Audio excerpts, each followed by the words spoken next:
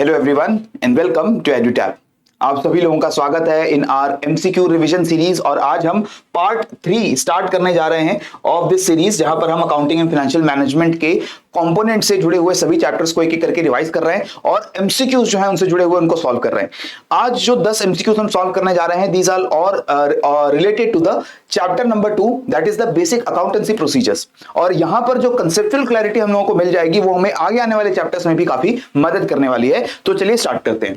Question number 1 आपके सामने है, which concept requires that the revenue for a business transaction should be included in the accounting records only when it is realized। कौन सा concept ये कहता है कि जब भी बिजनेस ट्रांजैक्शन हो रही है और किसी भी कंपनी के अंदर पैसा आ रहा है, पैसा आने का मतलब रेवेन्यू या इनकम अर्न की जा रही है, तो उसे कब अकाउंटिंग बुक्स के अंदर रिकॉर्ड किया जाता है, ये कैसे पता चलता है हमें? तो ये हमें पीरियोडिसिटी कॉन्सेप्ट बताता है, मटेरियलिटी कॉन्सेप्ट बताता है, गोइंग कंसर्न कॉन्सेप्ट बताता है, या फिर हमारा रेवेन्यू रिकॉग्निशन का कंसेप्ट बताता है। तो करेक्ट आंसर यहां पर क्या है? Revenue recognition concept. ये नाम से ही पता चल रहा है कि हम रेवेन्यू को कब रिकॉग्नाइज करेंगे, कब हम रिकॉर्ड करेंगे कि यस हमें रेवेन्यू मिल गया है। इसको समझने की थोड़ी सी फटाफट से कोशिश करते हैं। तो हमें पता चल गया कि रेवेन्यू रिकॉग्निशन से ओनली व्हेन अगर revenue is realised then it is recorded in the accounting books. एक एग्जांपल लेते हैं। लेट अस से मैंने फिस्कल ईयर आप समझते हैं, जैसे अभी जो हमारा फिस्कल ईयर स्टार्ट होगा 1 अप्रैल से, वो फिस्कल ईयर होगा 2023 टू 24। ठीक है, इससे प्रीवियस फिस्कल ईयर जिसमें हम करंटली फिस्कल ईयर जो कि 1 अप्रैल 2023 से पहले रहेगा, वो कौन सा फिस्कल ईयर होगा? 2022 टू 23। राइट। लेट अस से एक कंपनी है, company number A. Company number A ने एक प्रोडक्ट सेल किया कंपनी नंबर बी को, और ये जो सेल की गई है, this happened in the fiscal year of 2022-23। जो गुड्स थे वो कंपनी बी को दे दिए गए। Right, goods were given to the company B by company A. लेकिन अभी जो है पेमेंट कंपनी बी ने नहीं की है कंपनी ए के लिए। कंपनी बी ने पेमेंट अभी नहीं की। उन्होंने कहा कि आपको पेमेंट हम 1 महीने 2 महीने के बाद करेंगे। क्रेडिट पे सेल की गई है, उधार पे सेल होती है, कोई दिक्कत नहीं है। तो कंपनी ए ने सामान तो दे दिया कंपनी बी को, लेकिन पेमेंट अभी नहीं आई, पेमेंट फ्यूचर में आएगी। लेट अस से कंपनी बी ने जो पेमेंट की है वो पेमेंट नेक्स्ट फिस्कल ईयर में चली गई। उन्होंने पेमेंट जो है लेट अस से अप्रैल या मई के मंथ में जाकर की, और ये जो पेमेंट की कंपनी ए को, दिस इज योर रेवेन्यू। अब दिक्कत क्या है, ये रेवेन्यू कब रिकॉग्नाइज किया जाएगा, इसको कब रिकॉर्ड किया जाएगा अकाउंटिंग बुक्स के अंदर? क्योंकि अकाउंटिंग बुक्स इस फिस्कल ईयर की डिफरेंट है, इस फिस्कल ईयर की डिफरेंट है। हम 2022-23 का जो फिस्कल ईयर क्लोज होता है तो हमारी अकाउंटिंग बुक्स को वहां पर क्लोज करते हैं और रिकॉर्ड करते हैं कि इस साल में 2022-23 के फिस्कल ईयर में कितना प्रॉफिट या कितना लॉस हमें हुआ है। अगर हम 2022-23 का रिकॉर्ड बनाएंगे तो क्या हम उसमें इस पेमेंट को इंक्लूड करेंगे या नहीं करेंगे, यही चीज बताता है रेवेन्यू रिकॉग्निशन कॉन्सेप्ट। ये कॉन्सेप्ट हमें कहता है कि आपको ये जो इनकम अर्न की गई है वो 2023-24 के अकाउंटिंग बुक्स में नहीं रिकॉर्ड करनी, इसको रिकॉर्ड करना है 2022-23 के अकाउंटिंग बुक्स के अंदर। बिकॉज जब सेल की जा रही है, जब ट्रांजैक्शन की जा रही है, तभी कंपनी ए को राइट मिल गया है कि उसको पेमेंट मिलनी चाहिए, उसको पैसा मिलना चाहिए। तो इसीलिए जिस टाइम पीरियड में सेल हुई है उसी टाइम पीरियड में हम लोग रेवेन्यू को रिकॉग्नाइज करते हैं। इसे एक और एग्जांपल से समझते हैं। लेट अस से आपने Amazon का या Netflix का ऐसी किसी स्ट्रीमिंग ऐप का सब्सक्रिप्शन ले रखा है जहां पर आपको मंथली पेमेंट करने की जरूरत होती है, और लेट अस से हर मंथ आपको 500 रुपीज पे करने होते हैं उस पर्टिकुलर कंपनी को। लेकिन आपने क्या किया, क्योंकि आपको डिस्काउंट मिल रहा था, आपने पूरे साल के 12 महीनों की पेमेंट जो है वो एक बार में कर दी। ठीक है, और वो जो एक बार में पेमेंट हुई वो accounting records of the company क्या उसे एक ही महीने की पेमेंट मान के चलेगी? नहीं।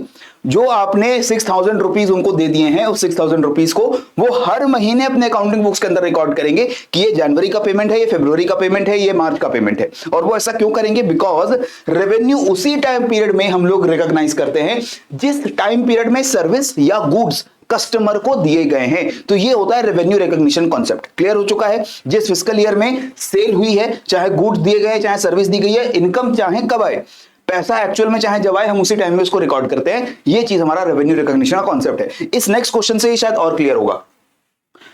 Revenue from sale of products is generally realised in the period in which, किस पीरियड में रेवेन्यू को रिकॉग्नाइज करेंगे? जिस पीरियड में कैश मिला जिस पीरियड में सेल हुई, जिस पीरियड में प्रोडक्ट्स को मैन्युफैक्चर किया गया है, जिनको सेल किया गया था, या फिर none of the above. So अभी हमने देखा करेक्ट आंसर क्या होगा, the period in which the sale is actually made, उस पीरियड को हम लोग रिकॉर्ड करते हैं, उसी पीरियड के अंदर इनकम रिकॉर्ड करते हैं। कैश चाहे फ्यूचर में मिले, हम वहां इसको रिकॉर्ड नहीं करेंगे। कई बार एडवांस पेमेंट कर दी जाती है ना, जैसे फॉर एग्जांपल आप रेंट पे कोई अपार्टमेंट लेते हो और उसके लिए एडवांस पेमेंट कर दी आपने। अब जब लैंडलॉर्ड को आप एडवांस पेमेंट कर दोगे या कंपनी को एडवांस पेमेंट कर दोगे, तो वो एडवांस पेमेंट को एक ही गो में रिकॉर्ड नहीं करेगा। जब कैश मिल रहा है उसी हिसाब से रिकॉर्ड नहीं करते। जिस मंथ की पेमेंट आपने एडवांस की है उस मंथ के रिकॉर्ड्स में उसको इंक्लूड किया जाएगा। तो अगर आपने पूरे साल का रेंट एक बार लमसम दे दिया है, तब वो जनवरी में, फरवरी में, मार्च में अलग अलग तरीके से लैंडलॉर्ड अपने अकाउंट्स बुक्स के अंदर उसको रिकॉर्ड करेगा। That is the revenue recognition concept. तो ये सारी चीज मैंने यहां पर एक्सप्लेन करके बता दिया है। इसको एक्रूअल कॉन्सेप्ट भी बोल रहे हैं। Accrual is, in accrual concept revenues and expenses are recorded in the books account in which they are generated, not when they are received और पेड। जब उनको पे किया जाए, एक्चुअल में रिसीव किया जाए, तब उसको रिकॉर्ड नहीं करेंगे। जब उसको रिसीव करने का या पे करने का ऑब्लिगेशन यानी राइट मिल गया है, तब उसको रिकॉर्ड करेंगे। और वो राइट कब मिलता है, जब एक्चुअल सेल कर दी जाती है या एक्चुअल गुड्स एंड सर्विस दी जाती है। क्लियर हो चुका है। नेक्स्ट देखिए question number 3, Which accounting concept states that every transaction has a two-fold effect? हम अकाउंटिंग में एक बेसिक रूल मान के चलते हैं कि कभी भी कोई भी रिकॉर्डिंग की जाती है, कोई भी ट्रांजैक्शन को हम लोग रिकॉर्ड करते हैं अकाउंट्स के अंदर, तो उसका दो अलग अलग अकाउंट्स के ऊपर इंपैक्ट पड़ना चाहिए। ये होता है डबल एंट्री सिस्टम, और ये टू फोल्ड इफेक्ट जनरेट करेगा। अलग दो अकाउंट्स के ऊपर आपके इफेक्ट आएंगे।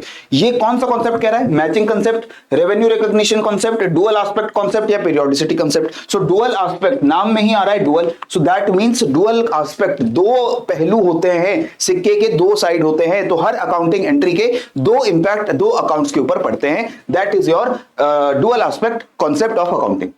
क्वेश्चन नंबर 4, ध्यान से इसको पढ़ते हैं। Mohan purchased goods for rupees 15 lakhs and sold 4/5 of the goods for rupees 18 lakh। Mohan ने कुछ गुड्स खरीदे, उनको 15 लाख में खरीदा और उसका 4/5, सारे गुड्स नहीं बेचे हैं, 4/5 ऑफ गुड्स बेचे हैं 18 लाख में। And met expenses amounting rupees 2,50,000 during the year 2015। तो 2015 में उसने 15 लाख के गुड्स खरीदे, उसमें से 4/5 जो गुड्स थे वो 18 लाख के अंदर उसने बेच भी दिए। ठीक है जी। एंड एक्सपेंसेस उसने और किए 2.5 लाख के, उसने अपनी कंपनी में 2.5 लाख के और एक्सपेंस किए। He counted net profit of 3,50,000। उसने 2015 के साल में 3,50,000 का कॉन्सेप्ट जो प्रॉफिट है उसने जुगाड़ कर लिया। Which of the accounting concept was followed by him? कौन सा अकाउंटिंग कंसेप्ट यहां पर फॉलो किया गया है? रेवेन्यू रिकॉग्निशन का, मैचिंग का, एक्रूअल का या कॉस्ट का? अब यहां पर हमें क्या समझ में आ रहा है कि 15 लाख के तो गुड्स खरीदे, लेकिन 15 लाख के सारे गुड्स नहीं बेचे। जो गुड्स थे उसका 4/5 ही बेचा है। 4/5 बेचा है, इसका मतलब क्या हुआ कि लगभग उसने 12 लाख के गुड्स बेचे हैं। राइट, तो 15 लाख का 4/5 देखते हैं तो अराउंड 12 लाख होता है। तो 12 लाख के गुड्स बेचे हैं, लेकिन बेचे कितने में? 18 लाख में। ठीक है, और उसने एक्स्ट्रा खर्चा कर दिया 2.5 लाख का। तो अब अगर हम यहां पर देखें, प्रॉफिट जब कैलकुलेट करने की बात आएगी तो प्रॉफिट में हम क्या कैलकुलेट करेंगे? प्रॉफिट में क्या हम जितना भी इनकम उसकी हुई, इनकम कितनी हुई? 18 लाख की, और खर्चा कितना हुआ है देखा जाए तो 15 लाख प्लस 2.5 लाख। ठीक है, तो क्या 17.5 लाख खर्चा और आपका 18 लाख का इनकम। तो जो एक्चुअल प्रॉफिट है वो तो हमारा सिर्फ 50,000 का होना चाहिए, लेकिन 50,000 नहीं, उसने कितना दिखाया? 3,50,000। 3,50,000 क्यों दिखाया है? रीजन इज कि सिर्फ पूरे 15 लाख के गुड्स उसने नहीं बेचे थे। भले उसने 15 लाख का खर्चा कर दिया था, अभी भी उसके पास 3 लाख के गुड्स जो हैं वो बचे हुए हैं। 1/5 गुड्स उसके पास अभी भी बचे हुए हैं। ठीक है, तो वो उसके प्रॉफिट में कैलकुलेट नहीं हो सकते। वो उसके पास अभी भी इन्वेंट्री है, वो उसको सेल करनी पड़ेगी तब जाकर उसको प्रॉफिट मिलेगा। तो अगर प्रॉफिट कैलकुलेट करना है, then what the person has to do, उसको टोटल इनकम जो मिली दैट इज 18 lakhs, जो इनकम मिली 18 लाख की, उसको जनरेट करने के लिए कितना खर्चा उसे करना पड़ा? 2.5 लाख ये खर्चा। और जो सामान बेचा गया है वो सामान कितने का बेचा गया था? 12 लाख का। Right, so actual the total expenses were 12 lakh plus 2.5 lakh, that is your 14.5 lakh. और 14.5 लाख में अगर हम माइनस करते हैं 3 लाख से 14.5 को, तो हमारा कितना आंसर आता है? 3,50,000। This is basically the concept of matching. ये मैचिंग का कंसेप्ट है। मैचिंग का कंसेप्ट क्या कहता है कि किसी भी अकाउंटिंग पीरियड के अंदर जब आपको प्रॉफिट कैलकुलेट करना है या लॉस कैलकुलेट करना है, प्रॉफिट या लॉस, तब आप इनकम और एक्सपेंसेस को सब्ट्रैक्ट करते हो। इनकम ज्यादा है तो आपका प्रॉफिट है, अगर आपकी एक्सपेंडिचर ज्यादा है, एक्सपेंसेस ज्यादा है, तो आपका लॉस है।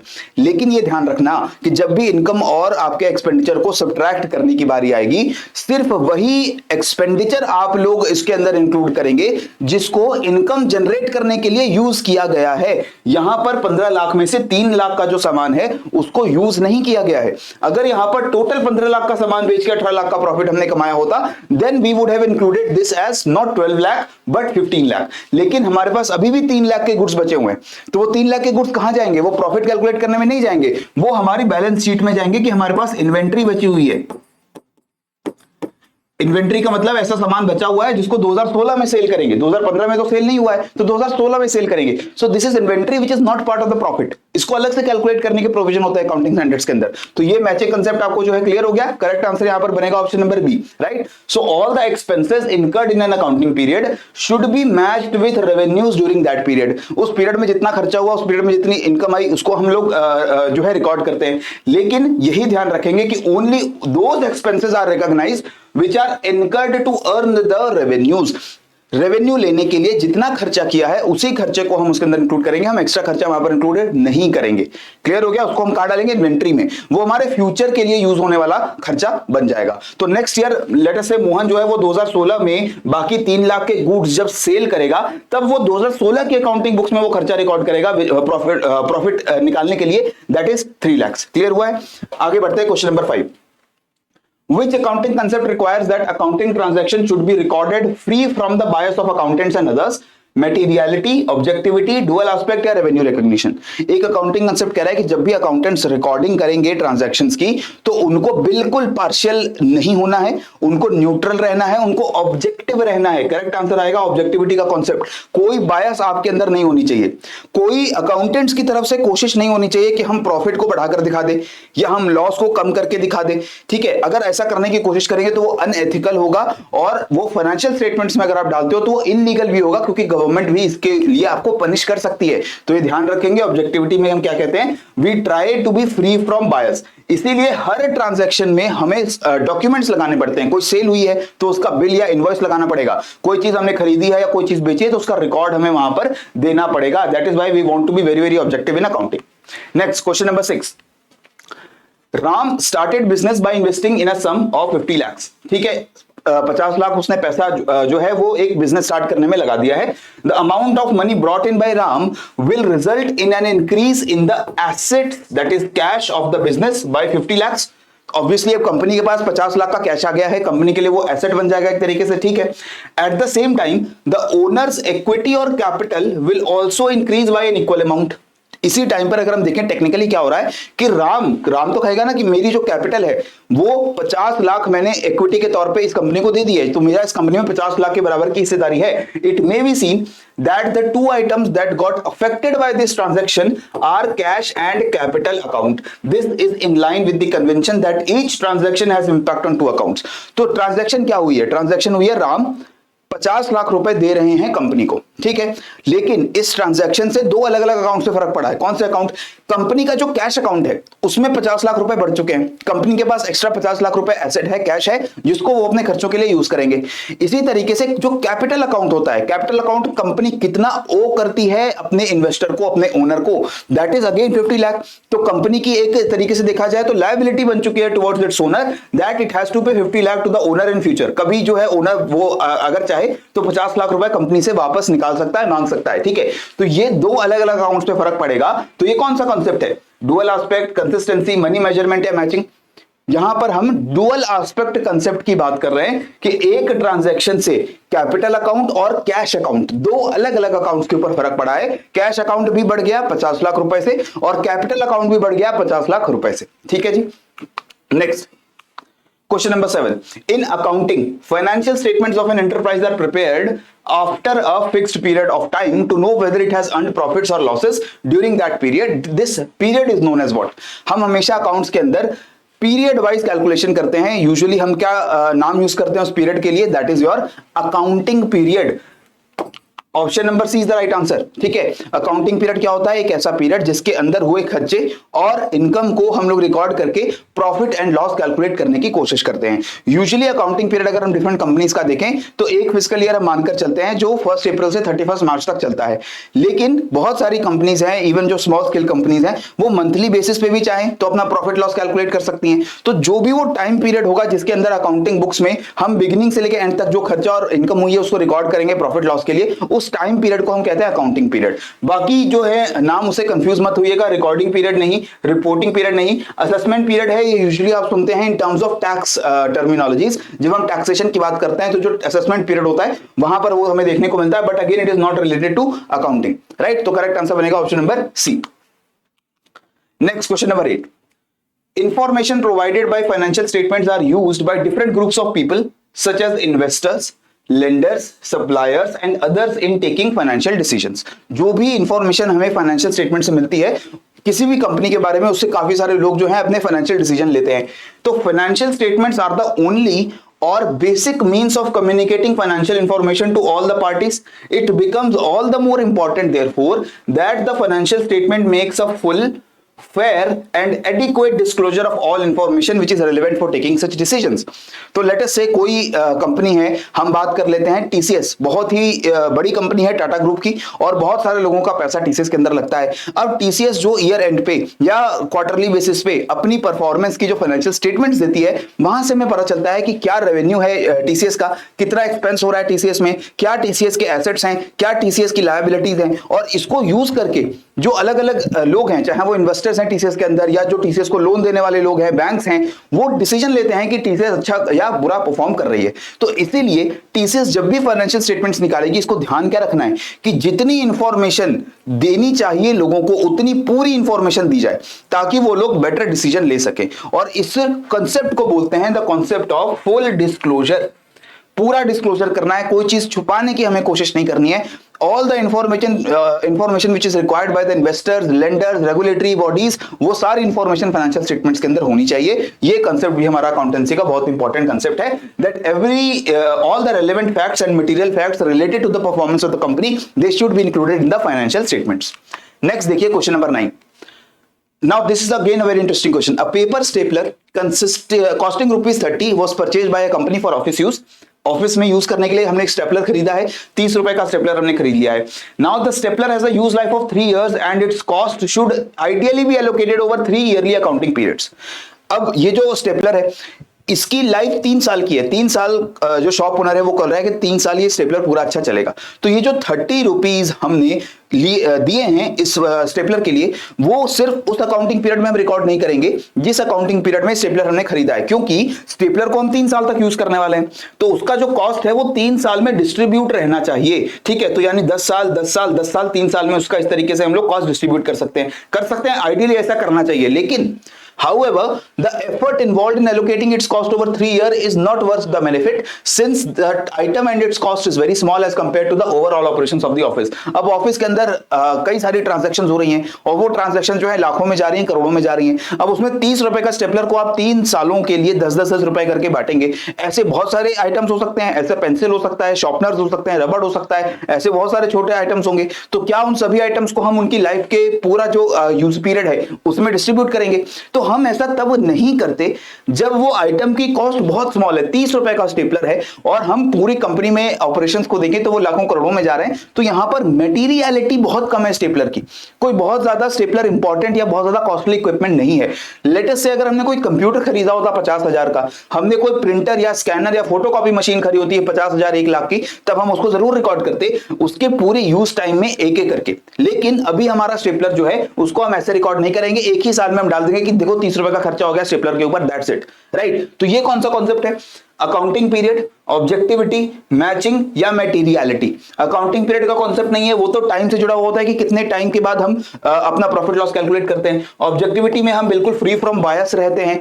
मैचिंग के अंदर हम क्या करते हैं? मैचिंग के अंदर हम देखते हैं कि जिस पीरियड में जो खर्चा रेवेन्यू जनरेट करने के लिए किया है वो उसी रेवेन्यू के साथ मैच किया जाए। लेकिन materiality is the concept which is the answer here. हम देखते हैं कि कोई भी ट्रांजैक्शन कितनी मटेरियल है, कितनी सिग्निफिकेंट है ओवरऑल ऑपरेशंस के कंपैरिजन में। स्टेपलर का कॉस्ट बहुत कम है, इसीलिए अगर हम उसको 3 सालों में डिस्ट्रीब्यूट करेंगे तो अकाउंटेंट को याद रखना पड़ेगा यार कि ऐसे स्टेपलर आया था, उसको 10-10 रुपए करके हर साल में डालना है, तो उसको छोड़ते हैं, हम 1 साल में डाल देते हैं स्टेपलर को, बहुत छोटा खर्चा है, ठीक है। तो that is our materiality concept. इसको भी मैंने यहां पर पूरा एक्सप्लेन कर दिया है, लेकिन लास्ट क्वेश्चन आपके लिए होमवर्क छोड़कर जा रहा हूं। It's a very easy question again. Accounting concept refers to the tendency of accountants to resolve uncertainty and doubt in favor of understating assets and revenues and overstating liabilities and expenses। ये एक concept है accounting के अंदर। इसमें क्या कह रहे हैं कि लेट अस से अकाउंटेंट्स को अगर थोड़ा भी डाउट है किसी इनकम को लेकर के या किसी खर्चे को लेकर के, you are not very sure कि कितना खर्चा होगा या कितनी इनकम आएगी। फॉर एग्जांपल हमने कोई सेल की है और वो जो सेल है हमने क्रेडिट के ऊपर की है और उसका पैसा जो है आपको वादा किया गया है कि 10,000 रुपए आपको नेक्स्ट मंथ दिए जाएंगे, लेकिन ये 10,000 रुपए नेक्स्ट मंथ दिए जाएंगे या नहीं दिए जाएंगे, you still are not sure, right. तो ऐसी सिचुएशंस के अंदर अकाउंटेंट्स को हमेशा क्या करना चाहिए कि जो एसेट्स हैं और जो इनकम होने वाली है उसको अंडरस्टेट करें, उसको मिनिमाइज करके रखें, उसको बढ़ा चढ़ाकर ना दिखाएं, उसको जितना एक्चुअल प्रूफ है उतना रखें, लेकिन जो लॉस या एक्सपेंस, खर्चे हो सकते हैं, जो नुकसान हो सकता है, वो जितना मैक्सिमम पॉसिबल हो सकता है उसको मानकर चलें। तो यानी कि वर्स्ट केस सिनेरियो लेकर हम चल रहे हैं कि बहुत ज्यादा खर्चा हो जाए, बहुत ज्यादा लॉस हो जाए तो इतना होगा, और बहुत सबसे कम एसेट है, सबसे कम रेवेन्यू रहे तो इतना होगा, ताकि हम अपने प्रॉफिट्स को बढ़ा चढ़ाकर ना दिखाएं और अपने लॉस को कम करके ना दिखाएं। प्रॉफिट थोड़ा कम दिखाते चलेगा, लॉस जो है थोड़ा ज्यादा दिखाते चलेगा, लेकिन हम उल्टा ऐसा नहीं करेंगे। तो ये कौन सा कंसेप्ट है? कंजर्वेटिज्म, कंसिस्टेंसी, डुअल एस्पेक्ट या ऑब्जेक्टिविटी। हमने ऑलरेडी इसके अंदर से 3 जो कॉन्सेप्ट हैं वो डिस्कस कर लिए हैं, और जो चौथा कॉन्सेप्ट अभी तक हमने डिस्कस नहीं किया है वो इसका आंसर है। तो मुझे आंसर्स कमेंट सेक्शन के अंदर जरूर बताइए कि which of the following option is the correct answer for this question. आपके कमेंट्स का मुझे वेट रहता है। उन्हीं कॉन्सेप्ट्स के बेसिस पे हम डिसाइड करते हैं कि हमारे आगे आने वाले सेशंस किस तरीके के होंगे, क्या उनमें चेंजेस करने की जरूरत है। So please please please do request I request you to please comment in the comment section, और वहां हमें बताइए इस क्वेश्चन का करेक्ट आंसर, और साथ ही हमें बताइए कि कैसी और वीडियोस देखना चाहते हैं आप related to the different components of JAIIB exam and what all you require as an assistance from the Edutap in clearing your examination.